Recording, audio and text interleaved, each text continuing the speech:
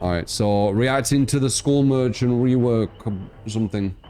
So reevaluating the Skull Merchant. We know that Skull Merchant is a virus killer who, regardless of performance in a trial, carries a lot of history and strong feelings. You mean the propaganda? Yeah. Worked quite well, that. Many players feel she's not fun to play against, and her kit is exceedingly complex. It really isn't, though, is it? It scares away potential killers from trying her. Yeah. It makes it difficult for survivors to consider counterplay without dedicated research. Right. As we look to rework a Skull Merchant, our aim is to strike a balance between being fun to play as and against, preserve the intel focus of a kit while making it intuitive to understand from both sides, move away from a passive power with limited player interaction and embrace a more active play style while ensuring her power is compensated in interesting ways. Those last 2 points, maybe blah, blah, blah. Anyway, so let's see. Drones 2.0. Top view not visible. I just want to say this before I read. Side view, much smaller visual. Okay. Skull Merchant can deploy a stealth drone. Interesting. That's kind of my idea. I'll tell you my idea quickly and let's see how close this is. I said that she can deploy, all her drones are cloaked. And when you're in the radius of the drones, she's oblivious, or you're oblivious to her. And she could see you on the radar. There'd obviously be more to it, but that's kind of the gist, like the base of it, which I thought was quite an interesting idea. But let's see what they did. So it scans its immediate vicinity and provides intel back to her. After a short activation period, the drone gives off a subtle audio and visual indicator of the area being scanned, revealing any survivor on the radar who's been caught by its 2 rotating detection zones. Importantly, we've slowed the rotation speeds. Let's say I'd just have it as an orb. So as soon as you put it out, it has this like orb. So if they go into it, boom, they're on the radar, kind of thing. Do you know what I mean? Like an orb around it. I want to have this weird spinning shit. Slow the rotation speed slightly and tone down the visual intensity of these zones, removing the large scan lines to replace them with something more subtle. Namely, you'll see the direction of each detection zone as they rotate, but the detection zone itself is invisible. Right. This gives survivors the impression of the space that's being actively scanned, but requires them to proceed cautiously. While we know they had their supporters, the original scan lines were visually loud and often clashed with the rest of the game's look and feel. The intent, it kind of looked like Meet Your Maker a bit, the design. The intent here is to strike a balance between giving survivors just enough info to assess the threat, a subtle rotating field of detection, without the threat overwhelming the space and feeling incongruous with to a Dead by Daylight's visual identity. Drone control. Once a stealth drone has been active for a short period, Skull Merchant can choose to take control of drones from a distance. During this time, she becomes undetectable. Okay. As her control drone becomes a primary threat, these stealth drones move slightly faster than the base movement speed and consume a new resource, power, unique to each drone, while being controlled. Power is consumed slowly as the control drone idles, and slightly more is consumed when moving. Skull Merchant is also able to use a burst of power to activate a drone propulsion. This charged power sends the drone flying forward at high speed relative to how long it was charged. Simply put, stealth drone go burr. Hitting a survivor with a drone propulsion causes them to lose a health state.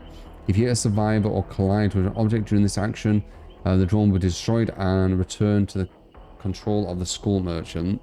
With these new stealth drones, we want to give... Is it just an injure? Or lose a health state? Okay, so it will injure then down. We want to give players something that feels familiar, using drones to gather intel, but also opens the door for unique skill expression opportunities with precision drones and propulsion skill shots. These skill shots look like they'll be really hard to hit depending how quick or slow these drones move, by the way. If they move slow, because like even with Huntress you can avoid, and hers is like lightning, right? So depending on how fast these are will make a massive difference, I feel like. And they'll just shift W if you try and use them at anti-loop, right? Just like Artist, for example. We've opted to remove any remove many of the background effects. Hindered haste, lock-on, claw trap, previously tied down to these drones, though rather than doing a little bit of everything with our drones under layers of complexity, we want their use cases to be clear to killers and survivors alike on the fly. Basically, if they're static, they're likely scanning. If they're moving, they're a collision hazard. Okay, simplifying it. Drone hacking, like the drones themselves, drone hacking returns with a greater degree of risk and reward. And before, the drones can be disabled by survivors by inputting a series, so you won't really miss that. If a drone is disabled, Skull Merchant's aura is revealed, providing useful intel. If the hack is failed, they are revealed to the killer. Is that it? Prevented from attempting another hack for a short period. That doesn't seem worth. The survivor gets way more out of that, and you're not really going to miss the hacks. Interesting. Is there any negative to doing this? The intention here is to introduce a greater degree of tension to hacking. What's the tension? While offering a clear way for survivors to interact with Skull Merchant's kit in a meaningful way. Intel reward is greater than before, but the risk of being revealed is more impactful. I don't know how you're going to get revealed though. That's what I don't get yet, I guess. Maybe here. Red light, green light. In addition to the drone, Skull Merchant has another power that ties to a radar. When the name is currently to be determined, or while the name is currently to be determined, let's refer to it as a global detection power. They'll probably keep that. Once this power is charged and activated, a global warning plays for all survivors. Right. It's kind of like a doctor with a big shock, I guess.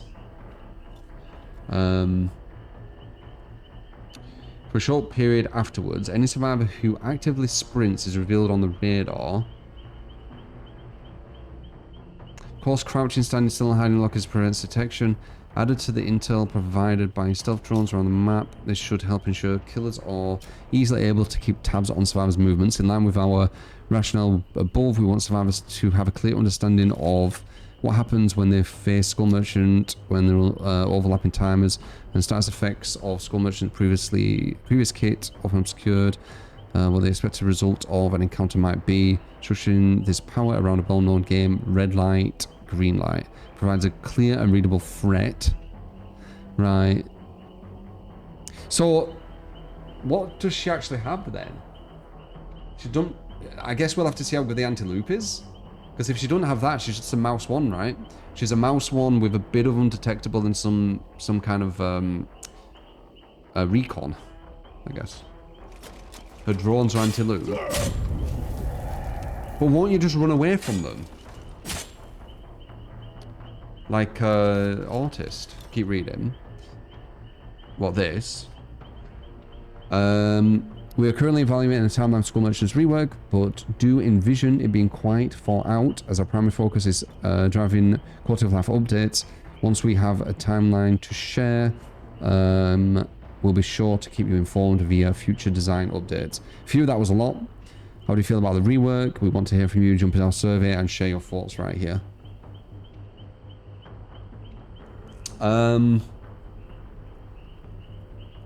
I mean, there's not enough there. She doesn't sound super strong. She looks like she's probably going to be mid at best from my first impressions reading this. So it really, it just goes down from there, in my opinion. We have to see how good her anti-loop is. And there's a lot to take in as well.